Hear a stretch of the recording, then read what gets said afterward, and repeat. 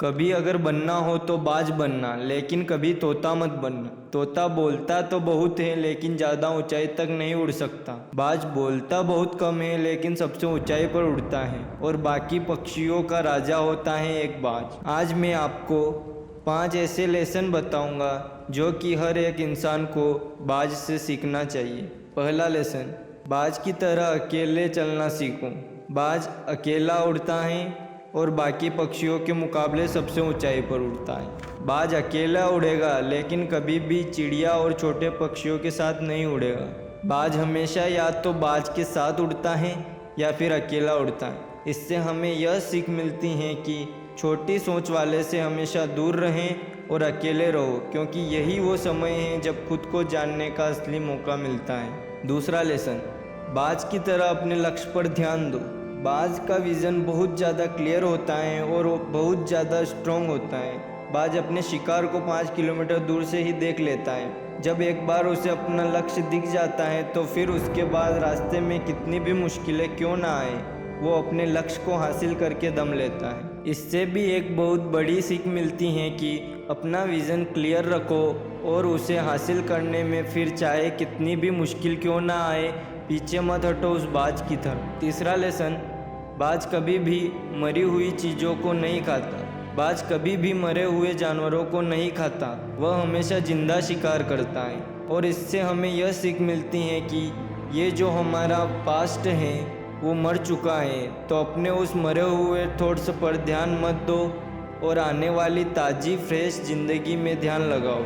अपने पास्ट की पुरानी यादें जो तुम्हें तंग करती हैं उन्हें वहीं रहने दो जहां उसकी जगह है। अपने वर्तमान में जगह मत दो, क्योंकि अगर तुम्हारा एक बार पास्ट तुम्हारे प्रेजेंट में आ गया तो तुम्हारा पास्ट तुम्हें कभी तुम्हारे प्रेजेंट में नहीं रहने देगा। इसलिए उस बाज की तरह बनो जो कभी भी मरी हुई चीज़ों को नहीं खाता। चौथा लेसन, मुश्किल समय में डरो नहीं। जब आंधी तूफान आती है तो बाज बहुत एक्साइटेड हो जाता है और जब बारिश होती है तो सारे पक्षी छिपकर बैठ जाते हैं, लेकिन बाज को बहुत मज़ा आता है। जब तेज़ हवाएं चलती हैं, बाज उन हवाओं के सहारे और तेज़ी से ऊपर की ओर उड़ता है और ऊपर उड़ते उड़ते इतना ऊपर उड़ जाता है कि बादलों से भी ऊपर पहुंच जाता है। और इससे भी एक बहुत बड़ी सीख मिलती है कि मुसीबत में भी मज़ा ढूंढो।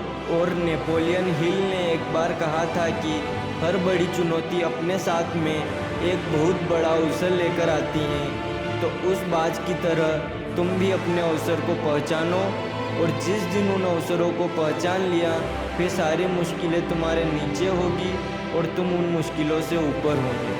पांचवा लेसन, कंफर्ट जोन से बाहर निकले।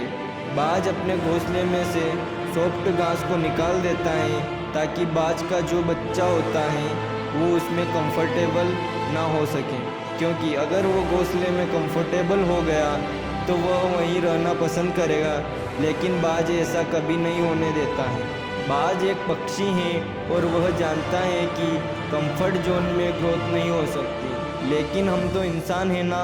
इंसान होने के बावजूद कई सारे लोग इस बात को नहीं समझते हैं कि आप जितना कंफर्ट जोन में रहोगे उतनी आपकी लाइफ अनकंफर्टेबल हो जाएगी। दोस्तों, मुझे पूरी उम्मीद है कि बाज द्वारा बताए गए इन 5 लेसन्स में से आपको कुछ ना कुछ सीखने को ज़रूर मिला होगा।